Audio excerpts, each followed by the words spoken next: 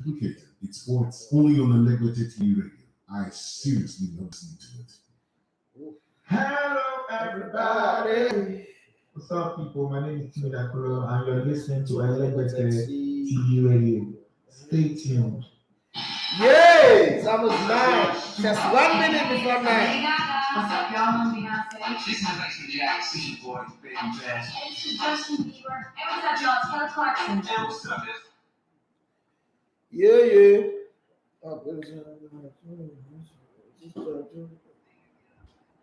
Let's try.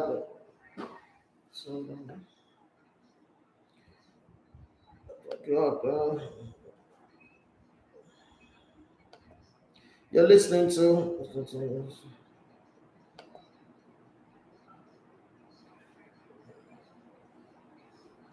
Compliments of the season to everybody. Okay. The empire is growing. The empire strikes back. Hey, see my brother Agbagba, the best African kitchen in Lagos. Or let's say the best Delta kitchen in Lagos. And grilled meat and grilled fish and everything.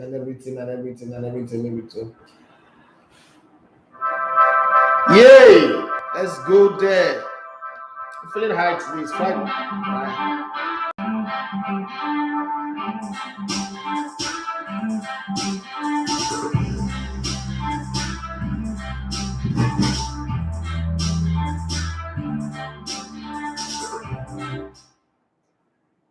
All right, guys, good morning and welcome to the Sports Buffet on Elegbete TV Radio. My name is Idafi Matthew. As you're going to love to call me the Elegbete One of Sports. Plenty to talk about this lovely, fantastic, and amazing Friday morning. Sorry about not having Osakidua for the TGIF show. She was down, okay? She was having some issues, health issues, and she had to stay back. Okay, she came around, but just couldn't get on the mic, so I asked her to go. But I hope you enjoyed the music we're playing and a bit of Talk Sports. They're back with us again. We're having some technical issues with them before, but then we sorted that now. Well, you know how the Friday edition is. It's not just sports. We talk about everything, life, family, everything, business, money, things that make us cry, things that make us laugh, things that make us sad, things, everything in between those sports that we talk about. But then weekend games are coming again. Man City is playing Wolves. Leeds United going to Chelsea, games everywhere. Where do you stand? I'm going to make some predictions. I'm putting it on my Facebook page anyway, so see there, hey, I give you my prediction, my bet code, and hopefully somebody will win. In Champions League, it was Chelsea that destroyed that lovely prediction that I made, but hey, look at my help up. I have United Sleep Bros. Uncle James Mingwa, how can you not be sleeping by this time? Plus the snow, the cold, and everything. You know, say, madam be like fire. What do you call that? Iribo Jaja. Go sleep. Father doesn't have me you that week now. January 1st, a couple of days ago. When she not go give me be go for her though. When Asha, Rasmingo. Yeah. Let's get it on the show. Let's get it on everything that is going on. Let me first of all hit you guys. And remember, if you want to call in on the show, it is 07025000069. Come to fast. 07025000069. That's the number to call. So if you're streaming if you're watching us on Instagram, on YouTube or Facebook, thank you so much. But we have a mobile application, don't forget. And it's only available for those of you using Android for now. And I'm sorry for those of you on iOS. We're really working on the iOS thing. It's not like I don't just sit down here and I feel like, oh, I'm comfortable, I'm satisfied with the Android, I don't want to do the iOS. Because I get people sending me message and say that it's pride that is worrying me. Where pride did? Do you know that the funny thing is I'm the only person on the radio that needs everybody to be on board for me to make progress. If everybody's not on board, I'm not going to make progress. Okay, and I want to say massive thank you to all of you guys who subscribe to the YouTube channel, who watch our content and comment on it. You guys have really helped us to improve the content, the way we bring the content out and everything. And we appreciate your consumption of the content. God bless you guys. And thank you for helping us and making us grow. We really, really do appreciate it. We don't take it for granted. And you know how we do the Friday show? The Friday show is anything goes. So you can ask me any question, but ask me for giveaway because I don't even get money to give myself, not a lot to give to you. And today feels like Christmas to my daughter because she's been counting down to today. Today is their school Christmas party. And then what's special about it is my son is going to be the narrator. See, like I don't build media. My children are already, tuning into this media thing. My son is going to be the narrator for the Jesus story. So you know how when it's a drama piece is going on and somebody is telling the story, how Jesus, Mary, and Joseph met. Oh, Bali Lawal, how you doing? Thank you for joining all the way from Italy. One of the greatest model in the world. Okay, one of the supermodel in the world. She's Nigerian, but she's making us proud in Italy and across the whole of Europe and across the beautiful world. Thank you for finding time for joining us. Okay, so like I said, today we're gonna have like a conversation around everything. So, I was saying about my son. My son is the narrator for the Jesus drama in their school drama, and then my daughter is reciting 12 Days of Christmas, and she's been counting down to today. Like, I don't know how. My childhood wasn't like this. So, let me make you understand. My childhood wasn't like this. I can't remember going to my mom or my stepdad and say I was part. As a matter of fact, if they put me in any drama in school, I will not be part of it because I will find a way to excuse myself. How do I go for rehearsals? My mom would not. My mom rehearsals? No, nah. She will slap the spirit of rehearsal out of me because to anything that means go to school, come back and come and do work or go and hawk. One says something and then you want to go for rehearsal. For what now? No, but times are different now. My children want to copy their files, go to school, and then some days they just complain that the AC of the school bus is not working. Yes, you're gonna you see your life. Look at you. You're supposed to be serving the dinner, man. You're supposed to be serving at the dinner, man. Well, life is life. I like it when I watch my kids, and sometimes I try to compare their life with my life, and I don't know which one is. I don't regret my life, but the beating in my childhood was too much. There was too much anger, there was too much frustration. But then I love the fact that my kids can ask questions. Almost just children can ask questions. They frustrate you with questions. They will wreck your life. So I told them that somebody is their big sister, and then I said, Precious Amari is your big sister, okay? Call her sister Precious. And then my daughter showed up in front of her.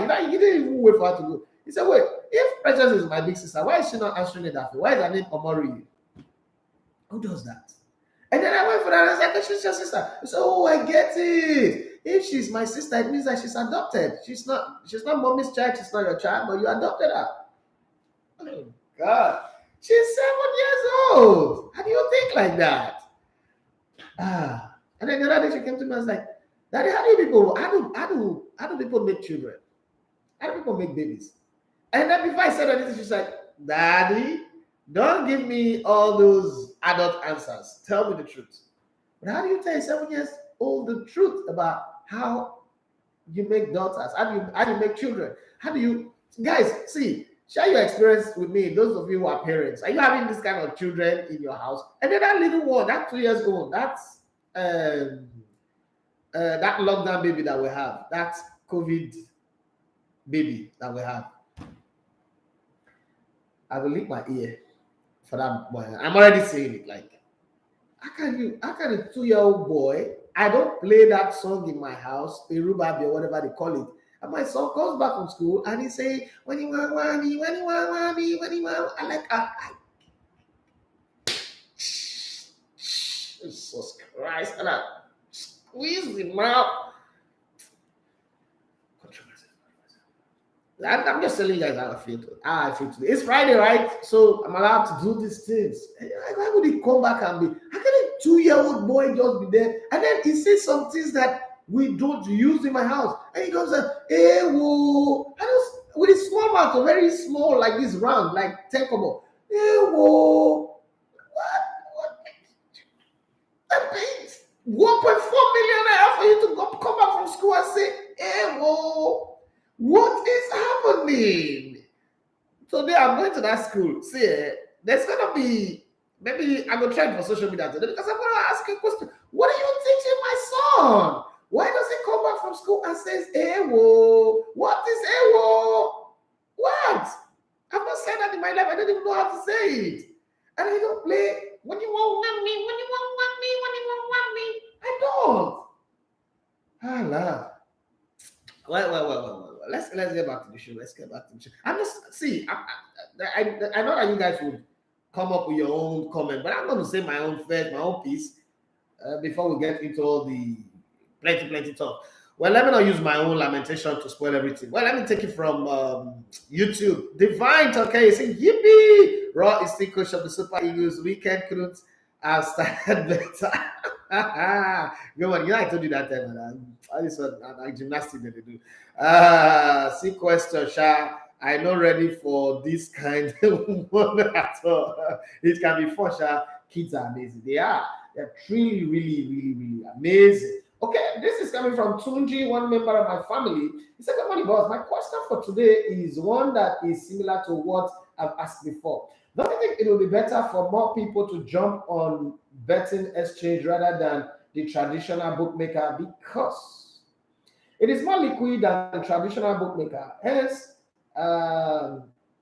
making it possible to have unrestricted money to make just like the way forex and crypto trading make." So I'm going to answer this your question with a question. How much money have you made from betting exchange? Okay, so because to preach a gospel to people, you have to show them what the Christ or the God have done for you. That's why somebody like me can never go to a babalawo because I do not understand how the guy wants to help me. He's living in a bush. He's living in a dingy, ramshackle hut, and he wants to help me buy a Mercedes Benz. Hey, I don't care about all the other things that follow. But see, if you promise me you want to give me dollars and you're begging on the street, hello, I'm not going to buy into your rubbish. That's me. So, bros, what I will need you to do is, maybe a lot of people don't have the information you have, but I need you to tell me testimony of people that have won. So let me tell you something that happened. In 2007, when I started making prediction on radio, it was regarded as something that is against the ethics of broadcasting. That was how they said it. They actually wrote a letter from NBC to my former station, said it's against the broadcast code. But the stubborn boy in me that I am, and I said, hey, listen, I'm not your staff. I'm a freelancer. I'm free to do it. I said, oh, boys, I'm already you can do that. I said, well, if I come on air, let them come and arrest me. And I'll go to court and I'll defend myself. And then I start making these predictions. So this will be this one, this will win, that will win, that will win. But it was the result of my prediction that tuned everybody down. Because all of a sudden, the people who were writing the letter were not coming from behind to ask me to give them game, give them predictions so that they can go and play. Yeah, that was how it started in 2007. So if this thing is really working and provide, as you said, in your world, because it is more liquid than the traditional bookmaker and there's more money, okay, unrestricted money, you need to provide evidence to people that, okay, this works. And then people like me will go start doing research on it and then, I can validate it. But right now, I don't think I've even done any much research on it. I'm going to work on it. I'm going to try and check and see. And then when I get past there, we can talk about it. Okay. Peter, you're laughing. Not true. Take guy is giving me the heat. I don't understand. And the way he says it. Okay, so I have this guy. Let me tell you one story. Since you guys are not sharing a story with me, let me share one story with you guys. Okay, so there's this guy called Benjamin Shuku.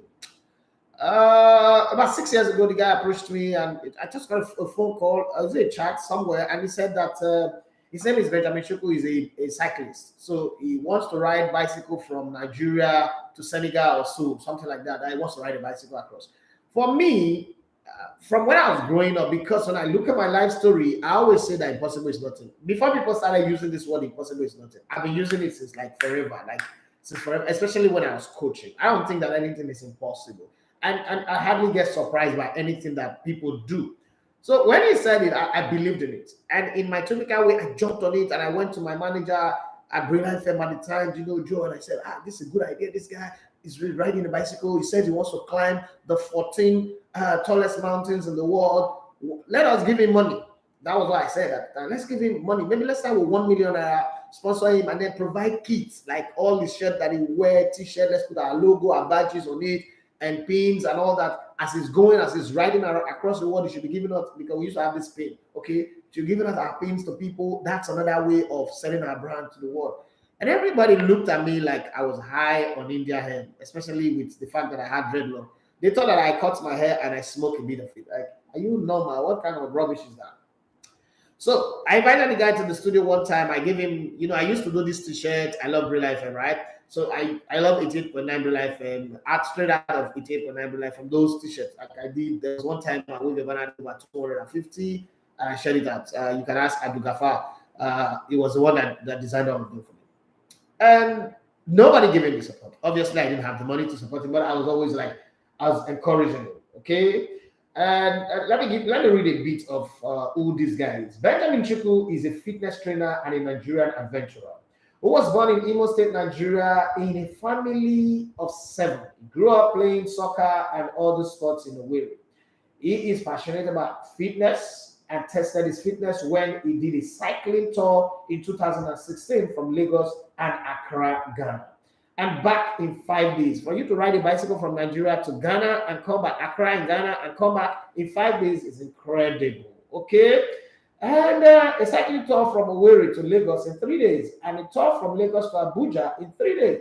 He developed passion for height when he traveled to Ghana, Mount Afejetu, to build physical strength he needed to play soccer. You see how determined people can be. He has since climbed Mount Cameroon, Mount Stanley in DR Congo, and recently climbed Mount Kilimanjaro, using it as a medium to call for peace, unity, and reconciliation in Ethiopia and other troubled African regions. One man's determination to change his own world. One man's, this whole story that I'm reading now is not far, I'm part of the story, so I know. And Benjamin is embarking on what he called the Explorer's Grand Slam, next, which is to climb the 7 highest mountains in each continent of the world, and a trip to the North and South Pole, and plan to hoist the Nigerian flag on each summit and point. Okay, so I'm saying this because we always talk about GoFundMe. This is one project that I am going to beg my followers, my fans, everybody to go to join the GoFundMe campaign for. Benjamin Chukwu, a Nigerian fitness trainer, adventurer, adventurer is climbed to the roof of African Mount Kilimanjaro and using it as a way to call for world leaders to end the crisis in Ethiopia and other parts of Africa, calling for peace, reconciliation, and unity in Ethiopia, Sudan, and other parts of troubled Africa. Well, if you're listening on the app, you would hear his voice and understand his story a lot better. I mean, you can hear it on this platform too. Let's take a listen to him and see. I will share his pictures on my Instagram page and the rest of them. And I'm working on bringing him here to the studio. There's also, this thing I'm talking about, and Netflix is interested in his story. So if you guys really want to join his story, this is the very, very best time for you to key on it. Don't be like the people who said I was high on something a couple of years ago. This is a good cause to support. You want to make somebody's Christmas beautiful, this is one to support. Okay, let's leave Dirty December and let's do mountain climbing December for Benjamin Chukwu. Let's say thank you for taking the trip all by himself and doing the things that he do, believing in himself. Because this is, we're talking about the American dream. This is a Nigerian dream. The Nigerian dream is that we don't know how to give up. We don't know how to quit, even against all odds. Okay. Now let's go down.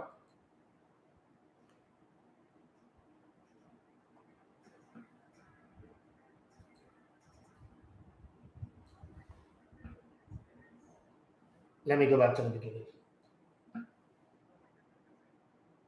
Benjamin Chukwu, the fitness trainer and Nigerian adventurer here. So about my Kilimanjaro experience, that's climbing 19,300 above sea level, the roof of Africa. Actually did that as my way of calling for peace, unity and reconciliation in Ethiopia, which has the second largest population in Africa, the crisis going on there, calling on world leaders to to help resolve the issue there. So it was a great experience for me, the most physically challenging experience I ever had so far. And I was really it was really tough. And it's something I used also as a preparation for the Explorers Grand Slam, which will be starting from next year. I look forward to coming to Elegbete TV to share the full experience very soon. Thank you. Yeah, thank you very much, Benjamin, for that one. That was Benjamin Chuku sharing just a snippet of his experience. I don't know. I might drag him into my podcast. My podcast is only for footballers, so but his story is so interesting that I'm looking for every windows, every opening to like really talk about it properly. I think I'll get at least to do a proper production for him and do all that stuff that we ordinarily cannot do here. But I'm amazed at his determination. I mean, people tell me that, oh, the way I set up Elegbete TV radio and there's so much determination. But then I look at Benjamin Chuka, I was like, okay, that's another guy who's determined, who's not willing to quit, who's not willing to say, oh, because people say you can't do it and then you stop. That's a guy. That's a very, very good example. All these questions on WhatsApp, all these comments are coming. Let me read the transfer rumors and gist, and then I'll come to all of the comment that they have lined up for me today because time is already going. It's 9:21. So let's start with Real Madrid. Real Madrid are confident Chelsea and Germany centre back Antonio Rudiger, 28, will sign a pre-contract deal with them in January and join on the free transfer next summer. Okay. So much confidence. So people have been speaking to people now what it means. Borussia Dortmund striker Erling Braut Haaland's agent says he has clear ideas about where the 21-year-old Norway striker, who has been linked with several high-profile clubs, should go. Barcelona are interested in England striker Marcus Rashford. I mean, Barcelona is shit right now. Like, even Rashford now open Booker. Are you planning to open a Booker? Like, I don't understand. I open my put. Rashford not they play ball again. Marcus Rashford, but there are question marks over whether the Spanish club could afford the 24-year-old who Manchester United might be willing to sell for the right offer. Chelsea are targeting a move for Real Madrid and Brazil midfielder Casemiro, 29. What do they need him for? They have everybody in that position. Why do they need a liability right now? This man is no longer what he used to be. Well, Manchester City and England midfielder Phil Foden, 21, has been valued at £128 million. That's unrealistic anyway. And he's among the most expensive players in the world. Nobody's going to buy him for that price. Let's be very honest. It's not like it scores plenty of goals or he creates so much assists. Yes, his crosses are fantastic. Man, he's got a whip on his left foot that reminds you of the Beckham, Aaron Winter, with Junk, and the rest of them. McAvamas. But then 125. Come on, please, nigga, please.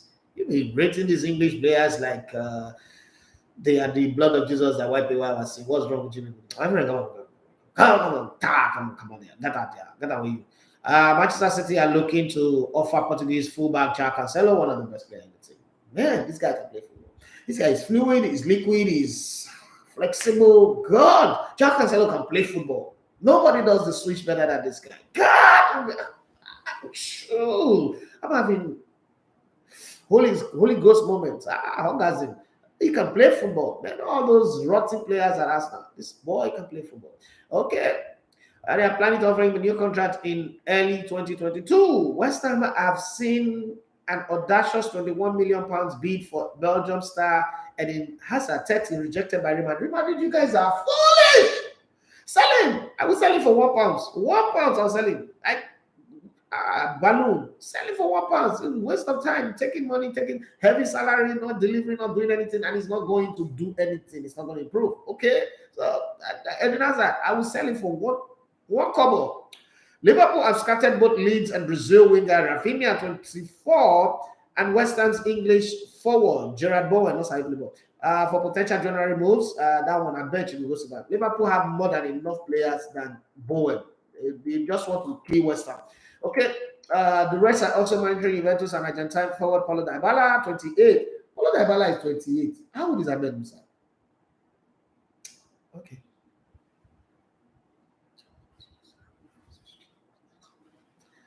Paulo Dybala, small of yesterday is 28. Okay. Okay, Barcelona boss Xavi is set to approve a January clear out with Netherlands midfielder Frank de Jong, 24, United States fullback Sergio Dest, 21, and German goalkeeper Marc-Andre ter Stegen, 29, all set to be made available for the market. Come on buy, come on buy. She particle, I don't know money, oh. Everybody come and buy. That's what they're doing in Barcelona right now. Babu, Makaiba, you know Makaiba market worry on Tuesday. That's what they do there. Or Barcelona back of Igudu market. Igudu market the backside. Come and buy, come and buy. I don't know money, 100 naira. Okay. Barca are also looking to offload Brazil midfielder Felipe Coutinho. Oh God, this was the beginning of the problem. This was when the Trojan horse entered into Barcelona. This was the beginning of the problem. When they signed this guy from Liverpool and gave Liverpool all the money to empower them to build the whole empire that they built, and then they took the virus called Coutinho, this was the beginning of the problem. Okay, and France centre back Samuel Umtiti. I know why they signed Coutinho. You know why that thing they said Coutinho and Neymar were friends, childhood friends, they grew up together, they understand each other, they play the same kind of football, everything. As soon as Neymar left, okay, let's get him back, and then he will form the MSN or SMN and whatever. You don't even send them SMS. Borussia Dortmund have favorite design 19-year-old Red Bull Salzburg and Germany Nigerian striker Karim Adeyemi, who has also been linked with Bayern Munich and Liverpool.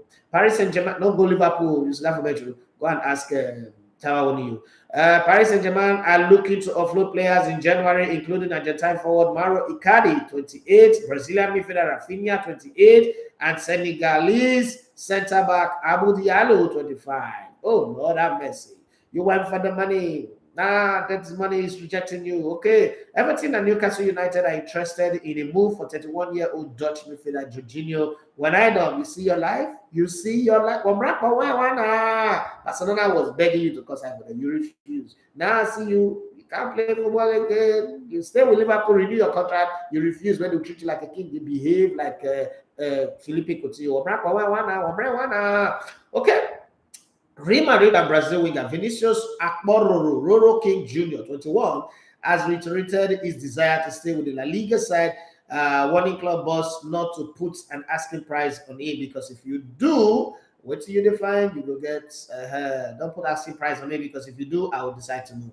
Manchester United are one of the clubs possibly interested in Vinicius Jr. So Real Madrid, please be warned. Well, let's leave all of that now, unless you have something to say. Because there's so many.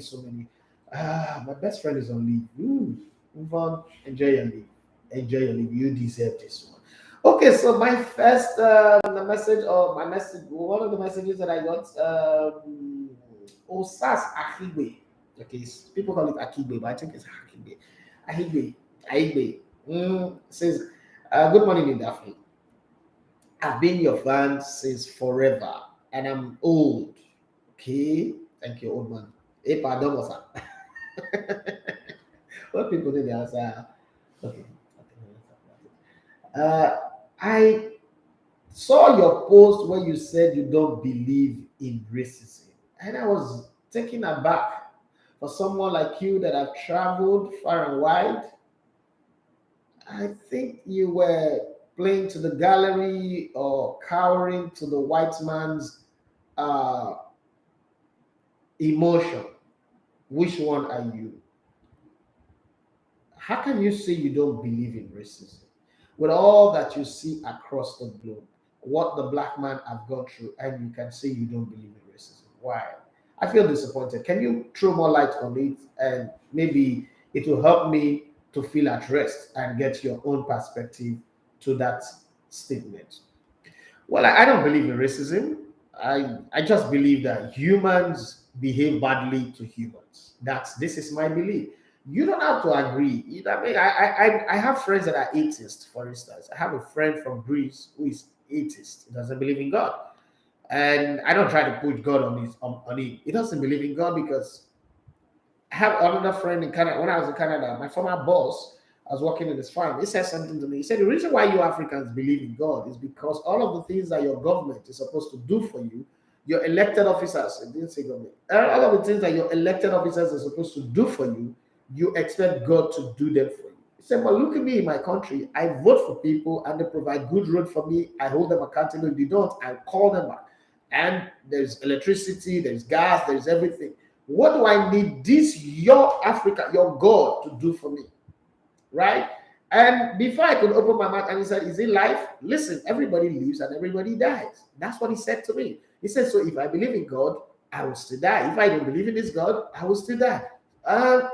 Don't come to me with the afterlife, because that's a different conversation. That's something that people are told to live in fear, in perpetual fear.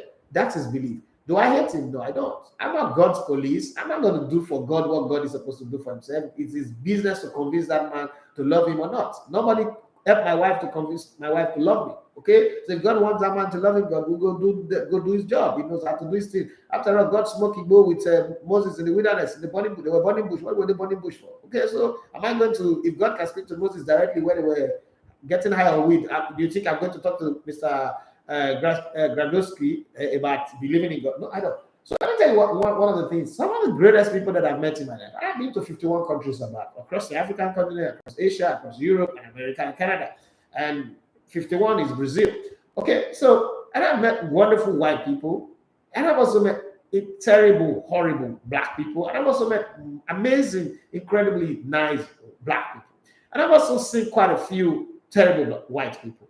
So humans are bad. You know this thing when they say, Urban men are lazy. No, Urban men are not lazy. Human beings are lazy and human beings are strong. Urban men are the taker of women. That's not true. That's the same way about racism. Who is more, if we want to put racism in context, who is more racist? It's the black people that are more racist, okay? White people, think about let me tell you my own story. Growing up, I would pick up a pen in Worry, look at the back of magazines or Bible or anything that have an address back in the day when I was growing up. Be very certain that I'll write a letter to that address. I don't care who was there. I'll write a letter to VOA, to the banners, to everybody, One Bible School. If you guys do letter writing back in the day, you understand what I'm saying. I used to have an address book. That address book is more important than how you value your ATM today or your phone card, your phone today. Right? That address book is very big, it's voluminous. When my friends were carrying music book, okay, you know those generation people used to write music. I didn't used to write music. I listen to the music and I just take it, assimilate the lyrics. It's the same way football does to me. People used to watch football and take notes. I don't take notes. I watch the game and I understand the game. It seems like the game jump at me. So that's the same thing that with music. And I knew I wasn't going to sing. I don't have the voice to sing. I knew from the very early beginning. I don't know how to sing to key, but I could talk. So, and I used to write letters because I write a lot. I read a lot and I write a lot. I used to write letters to all of these people, and they all replied me. Silas Ferguson signed a letter to me. Louis Van Gaal sent me a carton full of training method of IAS as far back as 1994, 93, 94. So these are white people. These are not my mom. I remember my mom framed the picture from Manchester United, signed by Sir Alex Ferguson, not machine signature, biro, ink, written in ink. And Sir Alex Ferguson's name was Alex Ferguson at the time, not Sir Alex Ferguson. Written. My mom framed it and put it on the wall, like it was on the wall of our house. These are white people. These are not black people. But I've also tried to reach out to black people who didn't respond to me. And I've lived in places. When I went to Sweden, I was put in a white family's house. They took care of me like I'm their son because I was young, I was underage. I was put there to learn the language, to learn the ways of life, the people. They never treated me badly. They never looked at my skin and treated me badly. And I mean, I grew up in England. Maybe it's a part of my story that you don't know. I lived in England too. I live in the US, I live in Canada, I was in Russia. A Russian doctor and nurses saved my knee. I would have been in the wheelchair right now. So I don't believe in the theory of racism. The only thing I think is the average black man always looks for people to blame for their misfortune. And I'm saying this morning, even this morning, somebody mentioned that thing to me on the phone.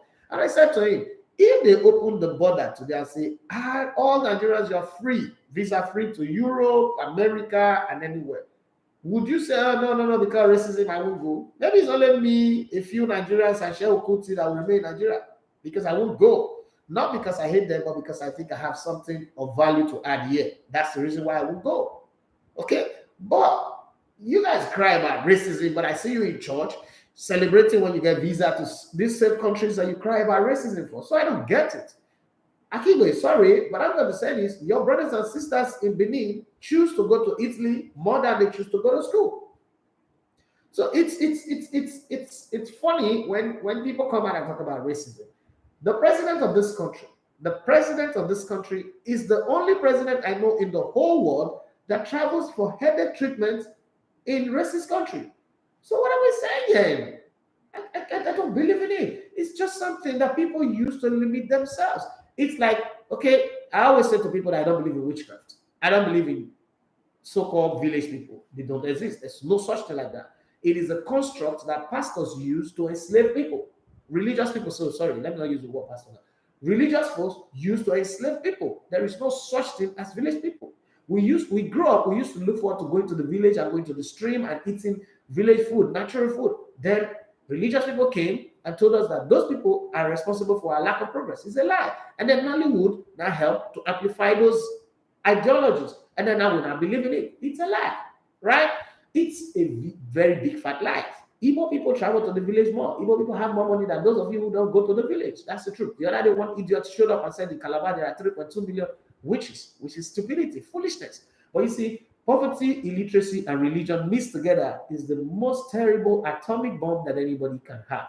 So we're talking about racism, and everybody goes, okay, you cannot wipe away 400 years of slavery. Yes, I agree. The same way Japanese people don't talk about Hiroshima and Nagasaki every single day and hold that as the excuse for them not making progress. Because what happened with Hiroshima and Nagasaki is worse than 400 years of slavery. Atomic bomb dropping in your place and you're not having a hope of life for a very long period of time. But those two cities are two of the most beautiful cities in the world today if you've ever been to Japan or you've ever tried to study Japanese history or tried to search Japan on the World Wide Web. And they don't sit back and say, oh, we would have been progressive if they did not throw the atomic bomb. Shut up. They don't complain. Progressive people walk in spite of the odds. That's what Benjamin Chukwu represents. You walk in spite of the odds against you. Odds are going to be against you. You think that Jesus Christ was happy carrying the cross from Owerri to Calvary? You think he was happy? Oh, it wasn't. But then it was a cross that defined his greatness. So you're going to have odds. You think that the Wright brothers felt like very, very happy when they went to tell their father, who was a bishop, that they are going to build a plane that will transport people from this place to that place across the Atlantic. And their father looked at them and said that they have been possessed by the spirit of demons. They were not happy, but there were odds in front of them. Did it stop them from making planes? No. Today we see the world was created with the laws of gravity, right? Those guys introduced the laws of lift. And today we see how it is. The aerodynamic technology changed the whole world, the way the world science is. So I don't believe in it. Sorry, I can't buy into that your racism idea. I just believe that there are good people and then there are bad people. It doesn't matter what color they are. Bad people are among the black ones, bad people are among the white ones. Good people are among the white ones, good people are among the black ones. And I've seen more good white people than more good black people. Let's be very, very honest. For somebody who lives with predominantly more black people, I've seen more good white people than good black people. That's just the truth. Josie Army said, good morning, boss. Good morning to you. Adebola Temitope Olowashan for me say, good morning, bro. What is the NFF finding it difficult to sack Super Eagles manager? I think you can go and help them to sack it if it is that easy. The truth of the matter is we can't sack the Super Eagles manager because the money involved is much. And not just that, the fact that we would also have to pay the new coach that much money again is the problem. See, sacking an draw is a $10 million, is a between $5 to $10 million adventure. Do we have that money? We don't have it. So let's not pretend like we have it. A country where Tesla Balogu is being banned, Adoska Mesameka Stadium is being banned because we can't maintain stadium. You want us to sack, you pay up to between 1.5 to $2 million. And you bring in a new coach who will not say, okay, these guys are good, they're going to the African Nations Cup and demand outrageous salaries and his backroom staff and all that, and then you have to pay again, you have to make commitment. Do you really think we have the money to do that? We don't have the money. So let us shut up and drive and focus on what we have and live a good life. That's what I think. We don't have it. Poor people don't go to the Ferrari shop and begin to ask questions about the year that the car is made or not. You're poor. Okay, my brother.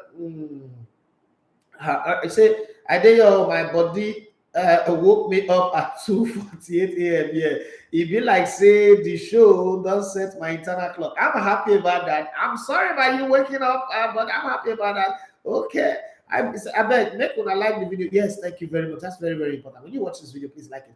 There is certainly racism, or know that. Okay. Okay, you say now racism. I taught my students how not to answer names that are not theirs or even feel bad about them, because at the end of the day, the accuser always feel less about themselves and they rub it on others. I agree. Even the scripture authenticates the existence of witchcraft, Mr. Idafi. Your view certainly askew. No, which scripture? The scripture that's written by somebody that you don't know. See, as we grow older, we have to learn. So we're taught, right? Then we have to unlearn, and then we have to relearn. There is no witchcraft. Let me explain this theory for you. And I had a very deep engagement with a pastor one time. I was talking about witchcraft. I said, hey, stop it. It came to my mom. My mom was still alive, and he was saying that my younger brother Lucky was sick, and that the problem was witchcraft. And I said, shut up. There is no witchcraft here in this conversation. So we got involved in the conversation. And have you ever noticed that, especially in Nigeria, witchcraft is only attributed to poor people? I've never, since this conversation around witchcraft, because witchcraft, if you're talking about what is written in the Bible, is supposed to be a spirit. Have you ever in your life seen a rich witchcraft before? Witch or wizard? Have you ever seen a rich one before? Are you saying that that spirit is just selective and only stays with old poor people? That's not a good spirit. That does not show anything. It doesn't make sense. It's not even rational to think about it. That's one. Two, why is it that every city that is developed, we say that the witches have moved? How does witches move? So witches only move to cities where there is no light. See, what we call witchcraft in Nigeria is lack of governmental infrastructure in places that they should be at. You have a government who budget $3 billion for us. No, what they have is Oyibo, they do witchcraft pastors. Yes, but they get light for them. They get good road. They don't owe people. How come? Are you saying that, okay, so the Oyibo witch is different from the black man witch? This is even why I don't believe in it, because when I lived in New York, the first condo that I was staying was owned by a Jamaican woman. And she does mystic, that's what they call it, okay, in thoughts. And she does mystic. And people say she's a witch. She casts spells on people. She does this, she does that. But she does it in broad daylight, right? Why is it that in Africa, when I say that in the night, they go to cover? As a matter of fact, when I was younger, when I was in secondary school, I used to beg people to give me that food that would make somebody go to the cover, because I wanted to go see it. My mind is very, very adventurous. Some of the countries that I've been to, I just went there because I saw the advert on CNN or on TV or read it on magazines, and I jumped on the plane. My mind is that adventurous. The theory around which is never adding up. There are certain things you say that does not make sense. Okay, we can't. You can't. You said, I think African man associate witchcraft with poverty and bad luck. Okay, so that's the witch that I do not believe in. If wizardry, the headquarters of witchcraft in the whole world is Germany. In case you don't know, I've done my research on that. Hamburg, where I went to school, it's the headquarters. And then they have associations in Nuremberg, very close to Munich. And they are the most advanced and most sophisticated people in the world. Why is it that the pastors in Germany or in America don't tell you that? I've not ever seen which TD Jakes preach or Joel Austin preach or Rod Parsley preach, and they say witchcraft. They use witchcraft as part of the reason why something is happening. No, they don't. They don't blame witchcraft for Donald Trump's misbehavior. They don't blame witchcraft for the behavior of the former governor of New York, Cuomo. They blame a system. They take responsibility. You see, in Africa, one of the things that we must eradicate fast and teach our children. That's why when my children come and they start talking about all the religious things they teach them in school, I don't go to church. I stopped going to church in 2017. Okay, I just said, hey. That's not why I sent you to school. Yeah, stop it. Because the real problem we have in Africa is neither racism or witchcraft. The real problem is we as Black people don't take responsibility. If it is good, if good things happen to us, now God won. If bad things happen to us, now devil, village people, witchcraft, evil, our neighbors, somebody who's jealous of us. There is never a time something bad happens to a Black man and we sit down, analyze it, and say, look, I was responsible. Accident happened, you say, brake failure. Now lie, you were pressing the phone. You were looking the fat yash of the girl that was on the other side of the road. Admit to it. Nobody's going to kill you because it is in admittance that you really get solution. When you go to the doctor, you have a headache, you don't tell the doctor you have leg pain because you will die. So why can't you tell yourself the truth? Every time an happens in a brake failure, no, it cannot be brake failure all the time. Sometimes admit that you were pressing phone, admit that you were distracted, admit the things we should teach our children is taking responsibility. But we have told ourselves so much lies that we now start, if you go abroad, you're not making it, you blame it on racism. The other time people say, well, Black people don't get job with this sports. Shey Olofijana just got a job. It's not African, and it's not a European Black person. He doesn't even have European accent. He speaks and you hear the Kwara accent in his tongue. He got a job as pathway manager at Wolves. Now he's a grasshopper. He's making progress. Mike Emenalo spent 10 years at Chelsea. Patrick Vieira is Senegalese, play for France. He's been with Crystal Palace. The thing is, if you're good, you're good. Don't join Black people who look for excuses to cover up their inadequacies and then say, no, fine. I have a friend called Colin who lives in the US. He told me something. He said, listen, bros, if you come here, you're ready to work hard, you make more money. If you're not ready to work hard, you look for people to blame. You look for excuses. Okay? America is the gold standard for everybody, right? America have more prisoners than any other country in the world. America is a country of 300 million people, but they have about 3.9 million people in prisons. China have 1.3 billion people. They don't have up to 3 million people in prisons. Think about it for a minute. So we as Black people, we don't take responsibility. You say Black man have money, small money, is trying to, you know what beats me the most is even in the US where people cry about racism, or even in that Europe that people cry about racism. You know that once a Black kid or a Black person makes money, the first thing they do is he moves to white neighborhood. If racism is that much, why are you moving to white neighborhood? Why do you want to stay in white neighborhood? Why do you seek the security that the racist people's neighborhood provide? The truth of the matter is we don't know what we're doing. The thing we should do is, one, take responsibility, learn to collaborate with ourselves, build the Black nations, and build it up to scratch. Your president cannot be going to take injection from white doctors and you say there's racism. Your president budget over 30 billion for state hospital and cannot even take paracetamol here. He wants to go to London to go take treatment and you say there's racism. Why are they not injecting him to that? You think they're that nice? Okay, so that's my own take on that. But you guys might not agree with it. Well, I have another message. Oyen from Owerri. This is a different direction entirely. Hello, good morning, Idafe. I enjoy the show. I enjoy the energy and the passion. Talking about your son singing got me laughing this morning. Okay, so I've seen a lot. I've seen that video on your status. Wow. Yeah, following you go. Okay, and I want to ask you, how did you propose to your wife? Well, I'm going to answer that question. So, I'm written, I think African men associate witchcraft to poverty. I can read that before. The prevalence of opportunities does not negate the existence of racism. Listen, Black people call, Nigerians, we call Chinese people chinko. Is that not racism? Everybody have a way of downplaying other race. It's not racism. You see, when you tell me, if you talk to me about racism, is that opportunity will be there and they will still not give you the job, then that's racism.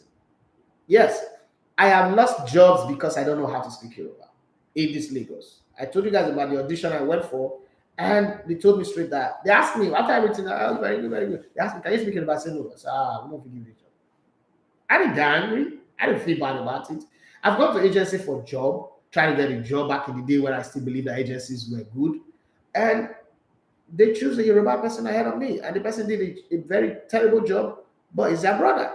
I don't get angry. I don't feel bad about it. If I was going to feel bad, is the fact that my Delta State people did not create a platform. They want to build their own. Let me give you a very good example. Tinubu was the governor of Lagos State in 1999 for 8 years. He built Lagos so much so that every money that we claim he stole, allegedly, he used it to build Lagos. I lived in Ikoyi in from 2003 to 2006. I lived in Ikoyi, number 6A, 2nd Avenue. And I know how the whole Bodilion everywhere was because my former boss was living at Ilu Drive off Quiz Drive. Okay, so I know all of those places. And one day I wake up, I see Bodilion, I see high rise, everything coming up, all because Tinubu, the Lagos State governor, choose to stay in Lagos, did not take the money to France, London, Paris, Switzerland, or US, or New York, right? My former governor, Uduaga, bought a house in Lagos for 3 billion naira. The question I'm going to ask you is, how come he did not do what Tinubu did in Lagos to Delta State and be able to invest that 3 billion in Delta State? Because he finds security here, right? And so many other commissioners of Delta State, as soon as they finish their term, they come here. Amaju doesn't live in Delta State anymore. He lives in Lagos. He's a worry boy. He's a lover of worry. Okay? I'm telling you, and there are countless others like that. This is just Lagos to Delta, the same country. But we can't make our state good enough for us to stay there. Worry now looks like the example of Kovo that they feed our mind is with worry that I grew up in, that looks like Kovo. If you take a draw shot of worry does look like Kovo. Okay? So there's a governor who just came into Ebonyi State. Ebonyi State used to be the rejected, they look like the cost of the East. Today, Ebonyi State is like miniature Dubai.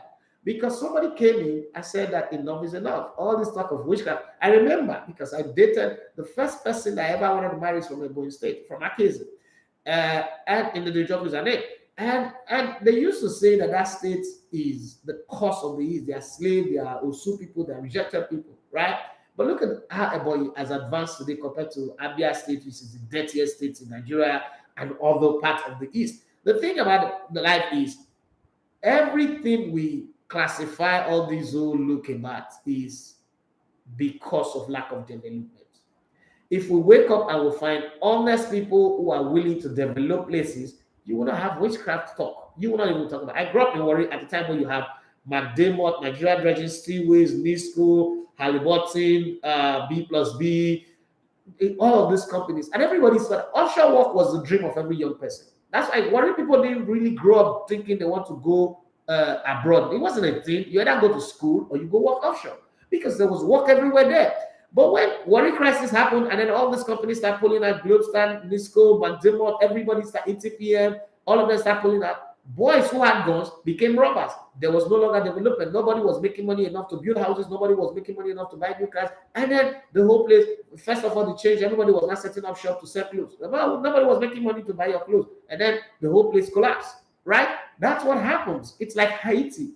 That's what happened. When there's no money going in circulation, that kind of problem will happen. That's exactly what happened. So it is a lack of development. I wrote a long 51-page proposal to the former governor Duana, and I also submitted it to this current government about how to bring job to Delta State. And I said, let us dredge the Warri Port, because it was when Warri Port was happening that we have companies like Panapina and all those other companies in Warri that expanded. Let's dredge the Warri Port and then beg the federal government. When you go to the Federal Executive Council meeting, what do?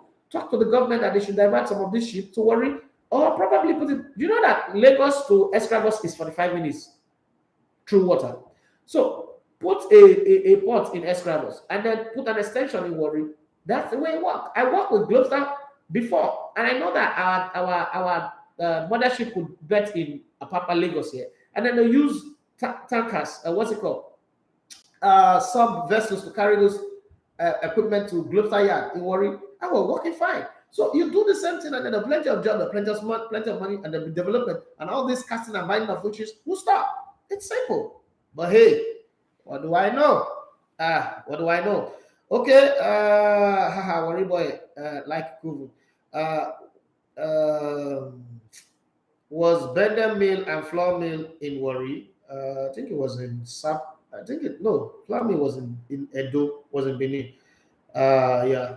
My dad loves his favorite school, Government College Ughelli. Yeah, that was a school. I went to Government College Ughelli for 1 year and then I left. Okay, so let me answer your question. Oye. Okay, so my proposal was not one of those, hey, beautiful, put 1-0 on the ground and get excited, get engagement. Because I was coming from a very terrible relationship and I made up my mind that I wasn't going to get married. You know, it was terrible. I didn't want a girl who eventually got pregnant for her father's driver and they were trying to force it on me, blah, blah, blah. That's a long story. Okay, so I saw my wife and less than 2 hours, I just walked up to her. I didn't have a ring, but then I picked up, I was walking, I picked up a copper wire and a broken glass and I just rolled it together. And I said, I want you to marry me. And she was laughing like, are you crazy? I was like, yes, I'm crazy enough to do this thing, but then I spent the next like 3 or 4 hours explaining to her where we are right now, where I am right now, and where I am going to, my dream, my vision, my purpose, what I want to do, the kind of life that I want to live. And if she agrees to marry me, how beautiful life will be for her. By June this year, it's going to be 11. Next year, it's going to be 11 years. I will be married with 3 lovely kids. I think it worked. So it wasn't all that flowery, go to expensive hotel, bourgeois environment, bring out the ring and pop one knee down and get a emotional, will you marry me, be my wife? It wasn't all that stuff. I just saw someone, I was like, okay, all this dating before you marry. And I remember then my pastor was telling me, have you heard from the voice of God? I said, I don't want God to speak to me. I'm not interested. It's not his business. I remember telling him, hey, it's not God's business. This is my business. It's not his business. His business is to take up the world. There are over 7 billion people on this world, and God is bothered about my marriage. Is that what God's so jobless? I mean, I own this company, right? I don't bother about what my workers did. So why should God bother about who I married, right? But I mean, people start advising me, this person, this is what this person did, and the marriage didn't work. This is what that person did, the marriage didn't work. You know how people will give you 1,000,000 reasons why something will fail when you're trying to do something right. I got all that reasons. But next year it's going to be 11 years. It's fine. It's 9:56. Just about the end of the show, but I need to answer this question before this guy came in. Akonde Agbola. He says, hey, Daffy, did you learn how to be a football analyst? Or how did you become a football analyst? Because you're different from a lot of other football analysts. How did you learn it? Did you learn it or you're repeating yourself, bros? Okay, I don't think I learned it. Learning would be like, okay, I already know how to talk sports because if you go to Warri, where I grew up, one of the things that, or Port Harcourt, if you hang out with my friends in Port Harcourt a lot, one of the things that people who know me back there will tell you is that if you're looking for any information about football, in Port Harcourt, they'll say Warri Bajo is who you go to. I remember in Warri, they used to call me Jim Womodo. And the reason why they call me Jim Womodo was like, okay, I was the Minister of Sports. Jim Womodo was the Minister of Sports. And different like that. Oh, call me Jim Womodo. Like, and what's happened for this match? Go ask Jim Womodo. That's what they used to say.